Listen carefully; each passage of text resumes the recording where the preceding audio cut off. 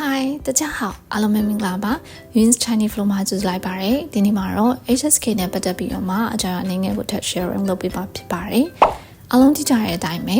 HSK ဆိုတာက non-native Chinese speaker တွေအတွက်ဆန်းစစ်တဲ့ဆောင်ရွက်တစ်ခုဖြစ်ပါတယ်汉语水平考试သူဟာဆိုလို့ရှိရင်1990မှာ HSK 1.0 2010မှာ HSK 2.0 2021မှာ HSK 3.0 ဆိုပြီးတော့မှထွက်ပေါ်လာပါတယ်။အခုအားလုံးသိကြတဲ့အတိုင်းပဲ Chinese ဟာဆိုလို့ရှိရင် global language ပြီးတော့မှလေ့လာတဲ့သူများတစ်ထပ်များလာပြီးတော့မှ advanced learner တွေကလည်းများတစ်ထပ်များလာတာဖြစ်ပါတယ်။အခုဟာဆိုလို့ရှိရင်လည်းသူကနောက်နှစ်မှာ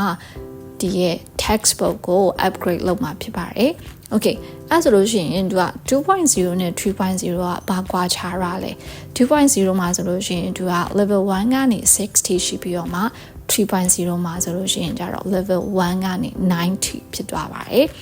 သူက3 stages နဲ့ပြောင်းလဲသွားတာပေါ့နော် basic မှာဆိုလို့ရှိရင် HSK 1 2 3 intermediate level မှာဆိုလို့ရှိရင် HSK 4 5 6 နဲ့ advanced level မှာဆိုလို့ရှိရင်7 8 9ဖြစ်သွားတာပေါ့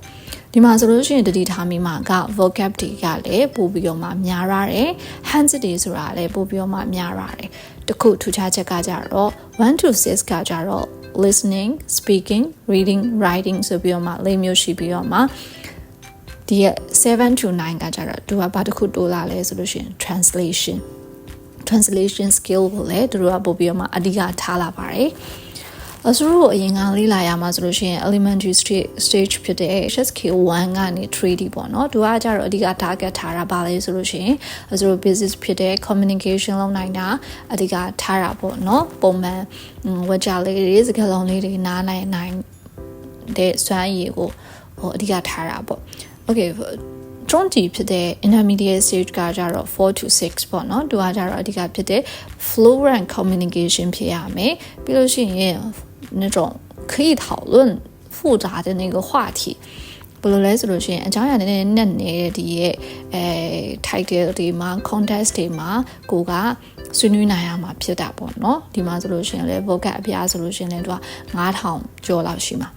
အဲ့တော့ဒီမှာဆိုလို့ရှိရင်ကောင်းတာနဲ့နောက်တစ်ခါ challenge တစ်ခုဖြစ်တာပေါ့နော်ကောင်းတာကြတော့ဘာလဲဆိုလို့ရှိရင် advanced learner တွေအတွက်ပို့ပြီးတော့မှ clear path ဖြစ်လာတယ်ပြီးတော့ကိုယ့်ရဲ့ writing ဘိုင်းနဲ့ translation ဘိုင်းမှာလည်းပို့ပြီးတော့မှတိုးတက်လာမှာဖြစ်ပါတယ်ပြီးတော့ဒီရဲ့ certificate ကလည်းပို့ပြီးတော့မှ standard ဖြစ်လာတာပေါ့နော်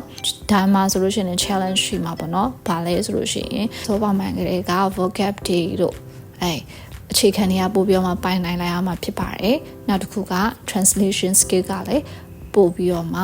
မြင့်တက်လာအောင်ပါပေါ့နော်အဲ့တော့ဒီရဲ့2025စာပိုင်း page မှာကျင်းပသွားတာပေါ့နော်世界中文大会ဆိုပြီးတော့မှဒီမှာဆိုလို့ရှိရင်ဒီရဲ့ HSK